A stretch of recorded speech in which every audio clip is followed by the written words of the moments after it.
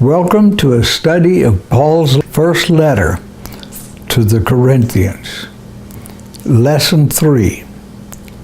Quarrels about individuals and the significance of the apostles. 1 Corinthians 3:1 through 4:21. First section. On divisions in the church at Corinth. 1 Corinthians 3:1 through 23. The spiritual immaturity of the Corinthian believers. 1 Corinthians 3:1 through 4. Even after 3 years of preaching and teaching by Holy Spirit-led men, the Corinthian believers were still spiritual infants. Their spiritual immaturity was shown by their childlike jealousies and infantile fusses. It was also shown by the emphasis they placed on the messengers and not on the message they heard. The function of the messengers. Paul and Apollos. 1 Corinthians 3:5 through 9. These messengers, whoever they were, and Paul selects himself and Apollos to demonstrate the situation, were God's appointed messengers to the Corinthians. The implication is that God could have selected any of the other available apostles or Christian missionaries for the job. In fact, God did select the other apostles and Christian missionaries for most of the spread of the gospel in the early centuries.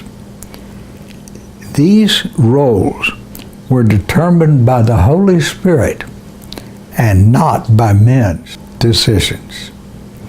To show the relative unimportance of the human messengers, Paul uses the metaphor of gardeners, one of which prepared the soil and planted the seed, the other of which cultivated and watered the growing plants.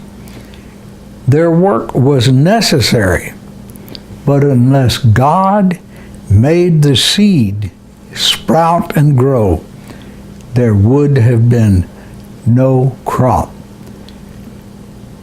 They were just instruments in the hands of God to spread the message. He then introduces the theological concept of reward. This concept was first mentioned by God in the covenant promises he made to Abraham. A reward is an added incentive to faithfulness, in addition to the blessings of the covenant which everyone receives. It has nothing to do with redemption or salvation. As Paul points out here, you can get a reward even though your work does not prove to be satisfactory. Or you cannot get a reward even though your work is satisfactory. The two are separate, and this has been confusing to believers because we have so ingrained in our minds that everything has to do with the classic 19th century evangelical idea of going to heaven. Don't have time to tear that one down now, but the idea is that the work we do can be accompanied by extra reward or not, according to special circumstances. Each messenger's reward will depend on how well they increase God's covenant people, both quantitatively and qualitatively. Paul changes the metaphor from gardeners to carpenters to emphasize this point. There's only one foundation. The messengers build on that foundation, and their reward depends on how well they build. Paul then analyzes the carpenter metaphor in detail and specifically applies it to the work he and Apollos had done in Corinth. 1 Corinthians 3:10 through 15. Paul's task had been to lay the foundation of God's temple in Corinth. As he did this, he was acting like a carpenter foreman who follows the plans drawn by the architect, who is God.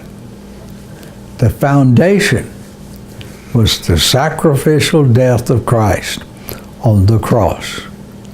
Even in this relatively minor role, he was a meticulous and careful workman because it was God's temple he was building. However, if his work proved to be inferior, he would lose only his reward, not his redemption and salvation. This was true of Apollos also. The Corinthian church's identity as the temple of God. 1 Corinthians 3:16 through 23. Paul reminds them that they really are the temple of God by asking them a rhetorical question that expects an affirmative answer. He then issues a veiled threat to those who were acting in a divisive manner. He reminds them that anyone who damaged the temple of God would in turn be destroyed by God. That means this is serious business. No room for frivolity.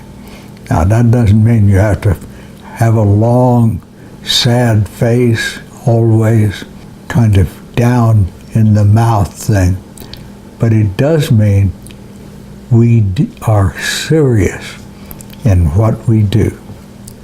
Their divisiveness depended on human wisdom instead of the wisdom of God, which both Paul and Apollos preached.